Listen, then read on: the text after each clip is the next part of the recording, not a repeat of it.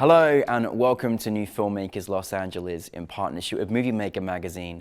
My name is Danny DeLillo. We're here at the South Park Center and I'm delighted to be joined with Jake in his fantastic performance as the lead actor in the brilliant film Riley. Let's take a look at the clip. Hey yo, listen up! Tonight, we apologize for nothing! Why haven't you asked me to be your girlfriend? I've never done this before, have you? Play like we know how to play! Sir. Riley, can what happened tonight just stay between us? Jake, thank you for being here. Welcome to the New Filmmakers LA family. Thank you for having me. Oh my goodness, what a night, what an amazing experience to showcase your LA premiere of Riley. Going to get into so many questions here, but for those that haven't seen Riley, tell us a brief synopsis. Yeah, Riley is the story of a highly disciplined high school football player who basically his senior year of high school realizes he may not be the person he's been made to believe he's supposed to be and kind of has an unravel over the course of 93 minutes. Yeah, and there's so much in those 93 minutes, my goodness. Now obviously you played the leading role in Riley in this film. You had a fantastic team that, you know, wrote, directed it, produced it. How was the process in you getting involved with the project and then obviously getting the role? Oh, I actually love telling this story. I tell it all the time. I don't think I said it during the Q&A, and I'll try and keep it concise. But so basically in 2019, I was like a 20-year-old or 20. I was still young and scared, and I got this self-tape for a short film called Rendezvous by Ben Howard, director of Riley. And I read this short film and was immediately terrified. Almost did not go to this is back in the day of in-person auditions. I almost didn't go, because in my head, this is the scariest short film I've ever read. I should also clarify. The short film is more of an exploration of consent than a coming-of-age story, so it goes further, physically demanding, emotionally. It sounded scary and difficult, and also, aside from just the physics of it, like the physical part of it, in my head, I'm even thinking about, if I try this and just fail, I'm just gonna look ridiculous in front of everyone if I try something like this. So I almost didn't go to the audition, but I, for some reason, chose to do it. And I met Ben, and I read for this short film called Rendezvous. Got a call back, and I was like, man, I was hoping that I could just do it and get. I went to the callback, and I told myself, I don't know if I can do this. If he calls and offers me the short film, I don't know if I can do this. And he called, and he said, you're our #1 guy right now for this, but it's gonna be a physically demanding shoot. I want to make sure you're comfortable. Like, I want to make sure we're all on the same page before we go do it. And I could tell his passion for it, so I said yes to the short film called Rendezvous that I almost said no to. And it was the first time I felt like I had gotten trusted with someone who was really trying to put their heart in a camera. And somehow he turned it into a feature and came up with what he needed to make it. And I got a text a few years later. I still had to audition for the feature again, but I got a text a few years later saying, hey, you're one of the main people we want to audition for this feature film. We loved what you did with the short film. Would you come in and read? And I was a really lucky guy. So. Yeah, well, deservedly, because, you know, firstly, that film was a very highly acclaimed film as well. Did extremely well in the short film that you did. And, you know, wow, I said last night, I said this was almost like a pitch perfect feature film. I know it probably didn't feel that when you were making it and doing it, but like, my goodness me, I mean, it's everything that, you know, as far as the story is concerned, it's everything we wanted to have in just the character development, the storytelling, and just the reality of what it's like as a young person in high school, when you're discovering your sexuality, identity, everything.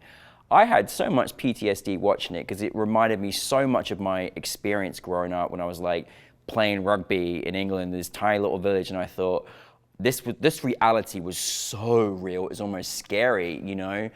And taking on this role, I mean, you know, you have to be a brilliant actor to do it, and you did such a great job, and you had like the best ensemble, the best, you know, people around you. What was it like delving into this character of Riley? Because there was just so much at stake, and there's so much when you're a young person at high school, so many things you have to go through. What was it like taking on this role? Yeah, I have a few answers. I'll say this though, I've had people come up and say things like, that looked really hard. Was it hard? And there's a part of me that almost, I don't know if it's like, it would be nice to be like, yeah, it was really hard and I'm just really good. But if I'm being really honest, it was the most joyful, those were some of the most joyful days of my life making that. There were heavy days. Yeah. There were days that scare. I mean, there were at least 2 days where I would tell Ben before, I'd call him the night before and just say like, hey, got some nerves for tomorrow. It's a big day. It's a big part of the movie. Or there would be scary parts, but Ben put together a team and an environment where creativity could thrive. Like you mentioned, the cast, everybody loved it. I think Ben just set the tone in that with the script, and from the very first day, I mean, his little pep talks he'd get, like from the very first day, it was very clear, like, okay, this isn't a guy trying to make his big directorial splash so he can go make the next Marvel movie. This is a guy that wants to tell a story that he really loves and cares about, and we all felt, I could get emotional talking about it, we all felt very just honored beyond belief that we got to be a part of this person's story. And so yeah, there were hard days, but it was such a joyful experience. And Ben also helped guide me through any of the scenes that really intimidated me. Yeah. He was very gentle in guiding me through those and helping me feel like I could do it. And yeah, No, he's a I really mean, good director. Yeah, and like, it's always, I mean, as an actor, right, isn't it nice when you get a script that's so good? Like, you know, like every word that uttered out everybody's mouth just felt so real. Like, you know, how is it like delving into this script? And, you know, again, you had to go through a lot as your character. And, you know, also, you know, because of the world we're living in, we don't see many stories like this around a character like this. So did you kind of feel that sort of pressure of like carrying this film? Like, how did that feel for you? I felt that pressure, and also the story is very largely, Ben has told, I think he said in previous Q&As, like 90% autobiographical. So you're telling someone's real life story. Yeah. And also it's one of those things that they say, specificity is universality. Like it's specific, but also it's so specific that a lot of people are going to see themselves and relate to it. So I did feel some pressure. And also it felt like such an opportunity that I've never been trusted with an opportunity to like really have a go at what adolescence can be and how the identity, I can't even really just limit it to adolescence. Any of us humans, it's so hard to look in the mirror and be okay with what you see. Yeah. I am not a youth anymore, and I still look in the mirror and find it so difficult. And I felt like I'm getting a chance to be a part of a movie where we're really putting this under a microscope. This is a guy who realized maybe there's a hiccup in the plan, maybe I'm something that I didn't see coming, and how do you stomach that, and how do you learn to be gentle on yourself, and whatever it is you might be okay with it. And so I felt that pressure, not that I was gonna make anyone upset or just like Ben was very gentle. I was never worried about disappointing anybody, but when you know that the script matters like that and you know that it's got the potential to be beautiful, you really, really, you don't want to show up and act and be phony. You want to kind of get out of the way and see if the truth can win out. And so. Absolutely, and I think it shows how far we have come, particularly in this particular genre as well, because it really does matter who's telling the story and how the story is written. Like, so, you know, you only got to go back 10, 15 years ago and like, you know, the wrong people writing this story would just emphasize things that actually don't make sense or they're stereotypical. I think the crazy thing is that the way you carried that role felt so real. Like I was like shaking. I was like, oh my God, it just brought back so many memories of just that experience. But you know, I think what's also important too is that, you know, you're really, through this film, we're shaping how we view characters like this, how we see, and just the immense pressure that you have at high school is hard enough as it is anyway. Like, I mean, I think it should be seen in every high school. Every high school should see this because I think that it's that important for them to really understand this dynamic. Knowing what you know from Ben and for you personally, what did you want your audience to take from your film? I have had so many different answers to this. This was my last festival I'll be able to go to with the movie. We've been to so many now since September. The movie's been to somewhere in the 20s or something. I've probably made it to 10. Oh, wow. And I'd love to go. We have another good one in San Francisco I'd love to go to, but I'll be doing a different project. I've said the first start of this run, I was saying one answer. When we filmed the movie, I thought the movie was about one thing. The more time has gone by, Ben and I both seem to have landed, when we talk about it even, like, this is a movie about being gentle with yourself. Mm-hmm. This is a movie about finding a way to just be kind and gentle with yourself. Even if you are not someone in Dakota's shoes, even if you are a mid-50s stock market, I don't know what you call those, stock market employee? People, stock yes. market person.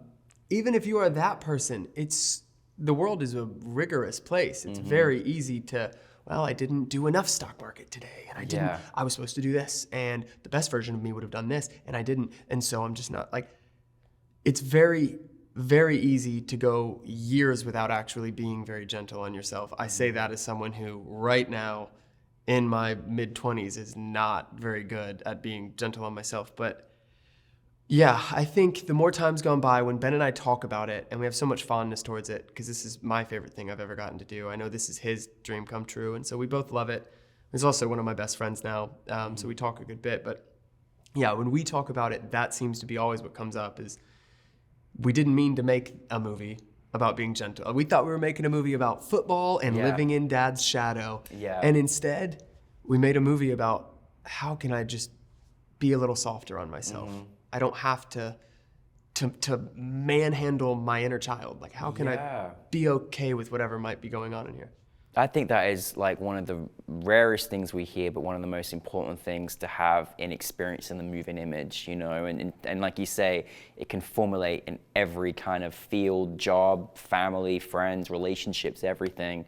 And I think that's a great teaching for us all. I just want to let you know, at New Filmmakers, it's been going 17 years.